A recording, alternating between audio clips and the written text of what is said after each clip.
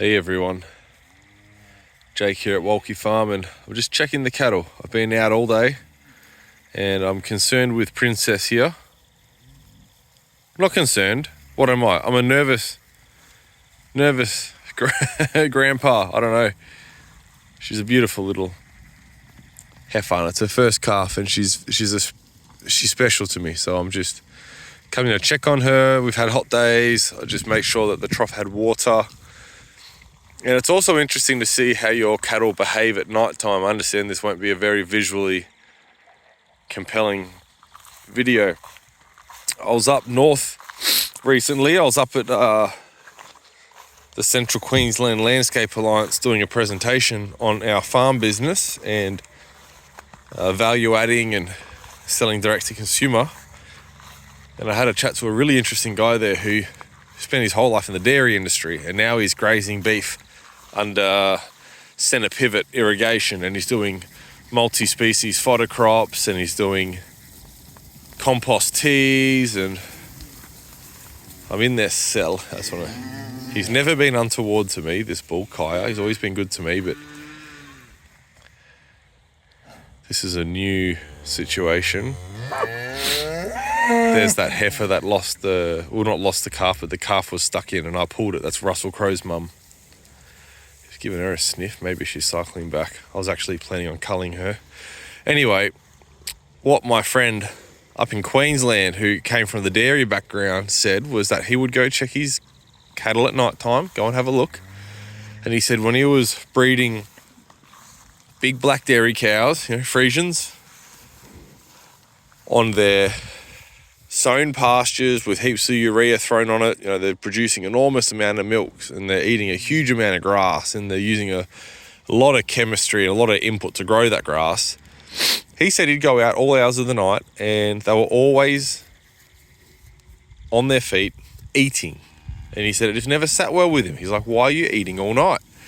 And now that he's grazing beef on multi-species, irrigated, diverse, compost tea, vermiculture, extract pastures, just really fun stuff. He said he goes out of an evening and most of his cows are sitting down, sleeping and ruminating and chewing cud for most of the night. So I just thought I should have done this video when I first crept into their paddock, but about 85% I would say were on their bellies. There was probably 6 standing up. Interestingly, Mila was one of them, the dairy cow. She's dry at the moment though. All the purebred Ngunis were on the floor, but there was just a few first crosses and a few of the young calves milling around. It's only early, 8:30 p.m. or so. So it's just curious, just interesting to watch them.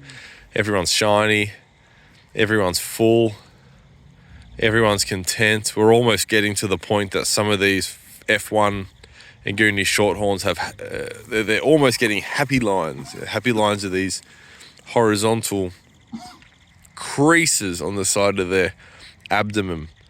And it just shows you they've got a lot of condition. It's hard to see. It's almost like oil. It's fat, but the way it presents, you don't see. It's not like they've got creases rolling off the side of them. See, can you see it on her? You can almost see it on her. Not with me shining the torch on it. Can you see that line on the side of her? From where I'm sitting, she's got 3 of them. But I don't know how well that'll present at night time with a torch. This is a great torch. I can't even show you. Stupid idiot. Look at that. It's got a magnet there. And it snaps onto my rifle's barrel. And then when you look through the scope, everything's lit up. This is a fox's second worst nightmare. The only thing worse than this is a thermal scope, which my father's lent me the thermal scope, and we've been taking care of business here. Haven't lost a chicken for almost 2 weeks. Taking care of business. Anyway, that's it from me tonight, guys. I'm going to go up and go to bed. Good night.